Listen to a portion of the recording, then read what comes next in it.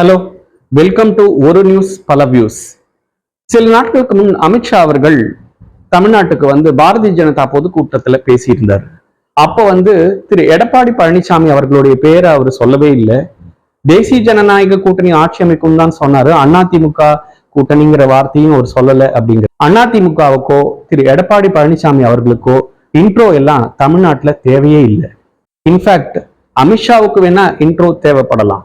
அமித்ஷா அவர்களை பெரும்பாலானவர்களுக்கு இங்க தெரியவே தெரியாது. அப்படியே தெரிஞ்சிருந்தாலும் அவர் உள்துறை அமைச்சர்லாம் நிறைய பேருக்கு தெரியாது. ஆனா திரு எடப்பாடி பழனிசாமி அவர்கள் முன்னாள் முதல்வர், அதிமுகவோட பொதுச் செயலாளர், தற்போதைய எதிர்கட்சி தலைவர் அப்படிங்கிற விஷயம்லாம் பெரும்பாலானவர்களுக்கு தமிழ்நாட்டுல தெரியும். அதனால திரு எடப்பாடி பழனிசாமி அவர்களுக்கு இன்ட்ரோ தேவையே இல்லை. இந்த சமயத்துலதான் முன்னாள் அமைச்சர் திரு காளிமுத்து அவர்கள் சொன்னது நினைவுக்கு வருது. 1998 தான் முதன்முறையாக பாரதிய ஜனதா அதிமுகவோட கூட்டணி அமைச்சது. அப்போது ஜெயலலிதா அம்மா அவர்கள் முன்னாள் பிரதமர் திரு வாஜ்பாய் அவர்களுக்காக தமிழ்நாடு முழுக்க பிரச்சாரம் செஞ்சு வாஜ்பாய் அவர்களை பிரதமராக தேர்ந்தெடுக்கணும்னு சொல்லிட்டு பிரச்சாரம் பண்ணாங்க.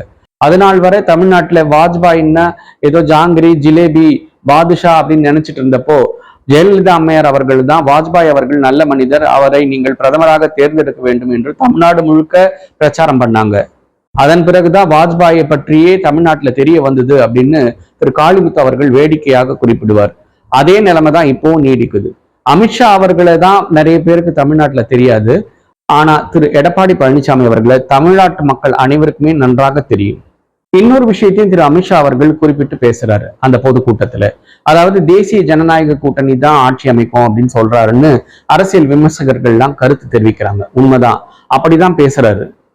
ஆனா திரு எடப்பாடி பழனிசாமி அவர்கள் தன்னுடைய பிரச்சார கூட்டங்களில் எல்லாம் அதிமுக தலைமையிலான கூட்டணி வெற்றி பெற்று அதிமுக தனிப்பெரும்பான்மையுடன் தனித்து ஆட்சி அமைக்கும்னு தான் பிரச்சாரம் பண்றாரு. இப்ப தனித்து ஆட்சி அமைச்சார்னா அதிமுக எம்எல்ஏக்கள் திரு எடப்பாடி பழனிசாமி அவர்களை தான் முதல்வராக தேர்ந்தெடுப்பாங்க. அவர் தான் அதிமுகவோட முதல்வர் வேட்பாளர். That is implicit. இதை திரு அமித்ஷா அவர்கள் தான் சொல்லணும், இன்ட்ரோ கொடுக்கணும்ன்ற அவசியம் எல்லாம் இல்லை.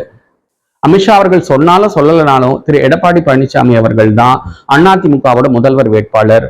அதிமுக வெற்றி பெற்றா திரு எடப்பாடி பழனிசாமி அவர்கள் தான் முதல்வர். நன்றி, வணக்கம்.